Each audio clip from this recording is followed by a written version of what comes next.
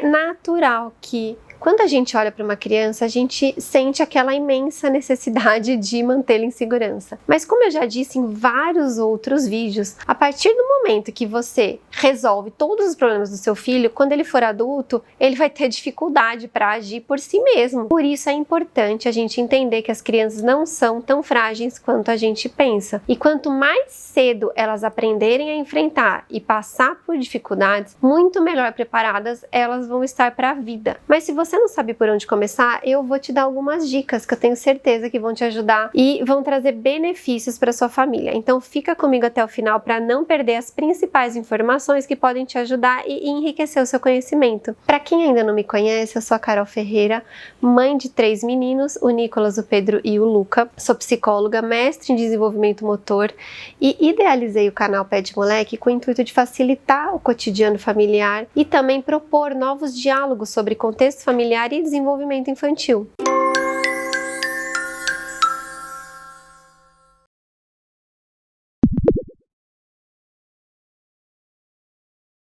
Toda mãe, todo pai deseja que os seus filhos sejam capazes de pensar por si mesmo, de terem as próprias opiniões, de tomar decisões e resolver problemas sozinhos. Mas muitas vezes existe uma certa, quando não grande, relutância em deixar que os filhos criem independência de fato.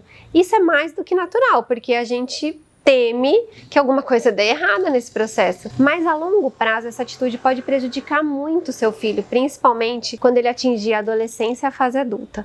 Crianças que são super protegidas não conseguem lidar com decepções e ficam desanimadas ao perceberem que determinada situação tem algum desafio. Consequentemente, muitas dessas crianças vão acabar sofrendo de baixa autoestima porque elas vão sentir que elas não podem fazer nada por si próprias, elas não sabem do que elas são capazes de fazer. A superproteção vai tornar apenas a criança frágil, mas ao mesmo tempo muitos pais têm medo de serem mais duros, de submeter os filhos a desafios, achando que eles não podem dar conta ou que eles podem se tornar insensíveis demasiadamente, independentes dos outros e até mesmo isolados. E isso é realmente algo que pode acontecer nos processos disciplinares mais rigorosos. Você pode ajudar a criar um adulto intolerante, rígido, sólido nas suas convicções, bastante resistente às adversidades, mas com pouca capacidade de se adaptar ao mundo ou compreender perspectivas diferentes das suas. Então, o caminho do meio é sempre o melhor. E como seguir esse caminho? Qual é o melhor jeito de enfrentar isso? Existe esse meio termo. E para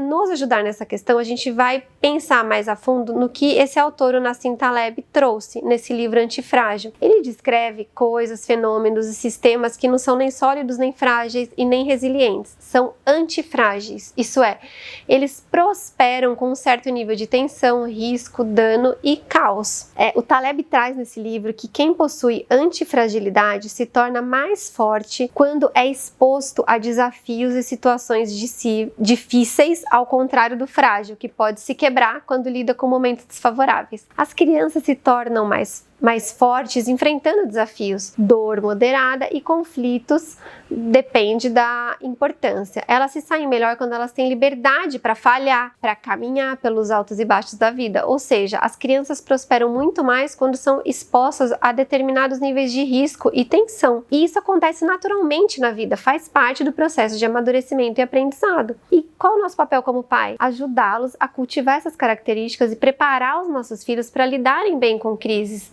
não só agora, mas no futuro. Por isso que tem algumas práticas que são indispensáveis. E aqui eu trago o primeiro ponto, que é sobre sentimentos. Tem uma coisa que eu vejo acontecer muito, muito mesmo, e muitas vezes a gente nem chega a notar que a gente está fazendo isso e pensar o quanto que essa atitude pode ser prejudicial. Mas quando uma criança fala que está com algum problema, a primeira coisa que eu já vejo várias pessoas falarem é: não se preocupa, isso não tem muita importância, nem doeu tanto assim. E eu, como disse, já vi isso acontecer muitas vezes. Para uma criança, uma briga com um amiguinho ou um brinquedo que quebrou significa sim para ele muita coisa, e para os olhos de um adulto pode não passar de uma coisa banal, que a gente até sabe que é. Mas aí quando você minimiza o que seu filho está sentindo, você está passando uma mensagem de que os sentimentos dele não importam. E as crianças, elas precisam saber que não tem problema Pelo contrário, que elas sentem mesmo várias coisas. As crianças, elas precisam saber que não tem problema sentir essas diversas emoções e serem ensinadas a administrar os próprios sentimentos em vez de suprimi-los. Então é muito mais saudável você dizer: eu sei que você tá com medo, eu sei que você tá triste, mas eu também sei que você vai conseguir enfrentar os seus medos e eu tô aqui para te ajudar. Você pode achar que isso parece muito com uma simples frase motivacional, mas o que você diz tem um poder imenso para o seu filho. As crianças sempre têm a ideia de que, por serem mais velhos, os adultos naturalmente sabem mais, eles pensam isso. Então, quando você minimiza o que ele sente, você vai estar minimizando os sentimentos do seu filho. Mas quando você valoriza, você ensina como administrar os sentimentos e acredita que ele pode, ele vai se sentir mais capaz e confiante e vai refletir no modo como ele vai enfrentar as situações na vida, outras situações. Eu tenho uma história, por exemplo, que eu conheço de um amigo que é muito interessante. Como que ele ensinou o filho a perder o medo do mar. Então, o filho dele tinha tomado um caldo, né? Uma vez brincando no mar quando tinha 3 anos. E desde então ele não tinha mais coragem de entrar no mar, nem quando algum adulto ia junto. Então um dia o pai, depois de muito insistir, perceber que não adiantava ficar forçando a barra, que aí o menino só ficava mais desesperado, ele conversou com o filho sobre aquele sentimento, ele resolveu validar o sentimento e contou uma história para ele real, que ele também tinha medo, que a história que ele também já tinha tomado um caldo na praia e disse que ele não precisava ter medo como antes, porque inclusive ele já estava maior, ele já era mais forte, ele estava preparado. E aí o menino resolveu ir para a praia com o pai e de fato não se apavorou mais. Essa história é real. O segundo ponto que eu queria trazer é sobre responsabilidades. E quando eu falo de responsabilidades, não estou me referindo àquelas pequenas tarefas que a gente pede para os nossos filhos fazerem para ensinar o valor do trabalho. Essas também são muito importantes. É claro que fazer com que uma criança entenda sobre a importância do trabalho é essencial, mas as responsabilidades os ajudam a compreender a ligação entre as escolhas e as consequências. Eu já falei muito sobre isso em outros vídeos também. Por exemplo, quando uma criança escolhe brincar em vez de fazer o dever de casa, isso vai resultar num acúmulo de tarefa e aí o que vai acontecer? Isso vai fazer com que ele não consiga andar de bicicleta no parque ainda mais tarde. Então, quando uma criança, por exemplo, gasta toda a mesada do mês no primeiro dia, significa que ele não vai ter mais dinheiro para comprar aquele brinquedo que ele estava querendo lá mais para frente. Vai impedi-los de guardar dinheiro para comprar alguma outra coisa. Então, através das responsabilidades que as crianças vão entender que toda ação tem uma consequência e que ele precisa estar preparado para saber lidar com elas. Então, se você determina que caso a tarefa X não seja feita, ele não vai poder, por exemplo, ter sessão de desenho antes do jantar, mas aí você volta atrás, quando chega a hora do jantar, porque ele começou a pedir, a chorar, você vai ter descumprido o combinado e você vai contribuir para o seu filho se tornar frágil, porque é muito mais importante que a criança entenda que tudo que ela faz tem uma consequência. E se você não contribuir para esse entendimento, ela vai crescer e no futuro ela vai precisar encarar essas situações que vão depender das ações dela. E aí, quando ela perceber que a consequência chegou, ela não vai saber como agir. Vai se sentir frágil, impotente, vai desistir de enfrentar aquela situação. Então, vai se tornar um ciclo muito vicioso. E o seu filho nunca vai saber lidar com essas situações. O terceiro ponto, então, é sobre erros. Quando você ensina uma criança sobre responsabilidade, a gente também precisa fazer essa criança entender sobre os erros. Muitas pessoas acreditam que não deixar espaço para que o filho erre ou não admitir que ele cometa erros, você está ajudando ele a se tornar forte ou você está protegendo. Mas atitudes como essa fazem com que o efeito contrário aconteça, ou seja, errar faz parte da vida e ninguém está livre de cometê-los. É importante a gente deixar que os nossos filhos cometam falhas para a gente ensinar que eles são fortes o suficiente para superar e se tornar melhor do que antes e tirar uma lição daquela situação. E isso vai fazer com que eles tenham mais confiança para assumir risco e sair da zona de conforto, principalmente quando se tornarem adultos. Por isso que é importante a gente ensinar para a criança que erro faz parte do processo de aprendizagem e que ele não tem que se sentir constrangido ou envergonhado porque cometeu algum deslize e que a melhor maneira de lidar com essa situação é manter a calma,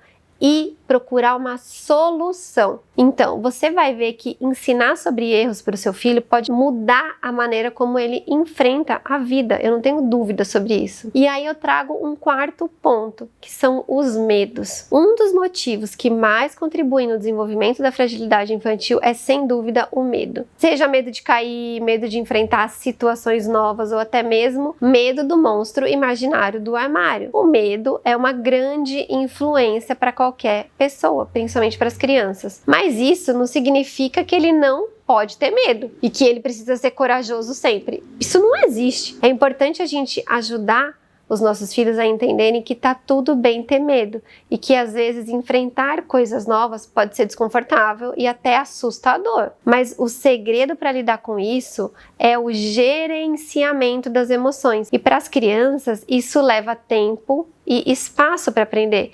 Isso significa que às vezes o seu filho vai demonstrar desconforto. E que bom, ele está crescendo, ele está se desenvolvendo. Quando, por exemplo, e eu tenho um exemplo aqui em casa, o seu filho corre pro seu quarto porque ele tá com medo de dormir sozinho, e aí você todas as vezes fala: ah, então tá bom, deita aqui na minha cama e vem dormir comigo. E essa situação se repete diariamente e você não faz nada, não conversa com seu filho sobre esse medo, não tenta entender o que tá acontecendo, não trabalha isso. Sabe o que vai acontecer? Quando ele crescer, ele não vai poder correr pro seu quarto o tempo inteiro, não é verdade? Os medos acontecem e, como eu disse lá em cima, a gente tem que validar os sentimentos dos nossos filhos. E é muito difícil lidar com medo, principalmente para os pais. Ninguém quer ver filho angustiado e a primeira coisa que a gente quer fazer é com que ele se sinta melhor. E continuemos fazendo isso, mas vamos ajudá-los a encontrar a solução. Isso não quer dizer que se o seu filho tem medo de escuro, você tem que mandar ele embora, fechar ele no quarto dele e deixar ele lá sozinho chorando. Não. O que a gente pode fazer? Guiar com gentileza as crianças para que elas estejam prontas para lidarem com isso. Então, se o seu filho tem medo do escuro e não quer dormir sozinho, algumas estratégias. Você pode ficar sentado com ele até ele dormir. Eu tenho um colchãozinho aqui, tem cadeira no quarto dos meninos e eu fico com eles até eles dormirem. Quando eles acordam e vão para minha cama, eu deixo um pouquinho lá, depois volto pro quarto deles e fico lá com eles. E vou conversando, que tem a luzinha, que eu tô lá do lado, que não precisa ter medo, que a janela tá fechada. E aí depende do medo que o seu filho tá tendo, mas a gente precisa ir conversando, fazendo entender e falar que acredita que ele vai conseguir superar esse medo e que você tá lá para ajudá-lo. Não simplesmente ignorar e não tratar da situação. Então, o último ponto que eu queria abordar hoje é a resolução de problemas. Então, quando uma situação complexa surge, é muito tentador a gente tentar resolver por conta própria para poupar a criança. Mas elas precisam aprender a lidar e praticar habilidades para desenvolver os próprios problemas, para resolver os próprios problemas. Então é importante a gente resistir a essa vontade de sair correndo para socorrer os filhos no primeiro sinal de adversidade. Em vez disso, a gente tem que incentivá-los a desenvolver e encontrar uma solução. Como eu falei anteriormente, deixem os seus filhos cometerem erros. As consequências naturais podem ser alguns dos maiores professores da vida. E se ele demonstrar que está com dificuldade, problema, por exemplo, para brincar com outra criança na hora do intervalo, pergunta para ele por que ele não consegue brincar, ofereça opções e deixa que ele escolha a melhor solução, o que faz mais sentido para ele. E caso a solução escolhida não seja mais indicada, mas que mesmo assim não vai trazer nenhuma consequência grave, não intervenha. Deixa ele viver a consequência da escolha dele. Se ele brigou com o irmão, por exemplo, porque o irmão não queria dividir um brinquedo e acha que continuar com esse comportamento vai fazer eles brincarem juntos, e aí ele vai perceber que as coisas não foram como ele imaginou, ele, sem a ajuda de ninguém, vai perceber aonde está o problema e como que ele pode solucionar aquilo. Você pode ajudá-lo sim a pensar sobre isso. Eu sempre falo que os pais só têm que intervir em problemas infantis em casos graves. Se você acha e pensa que seu filho pode resolver, deixa ele resolver. Isso vai torná-lo mais forte, você vai ver que aos poucos ele vai esquecer essas fragilidades e vai se tornar muito mais forte. Se você chegou até aqui, é porque você realmente é uma mamãe super dedicada, um papai super dedicado que se preocupa em trazer mais conhecimento para você, para sua família, e para a criação dos seus filhos. Então não fica só por aqui. Se você quer saber mais sobre outros temas, não deixa de comentar aqui embaixo, deixa as dúvidas também e mostra o canal para outras mamães e papais. E se você ainda não se inscreveu no canal, se inscreve agora, porque tem muita coisa legal na programação para ajudar o seu dia a dia em família. Fiquem ligados nos próximos vídeos. Até breve!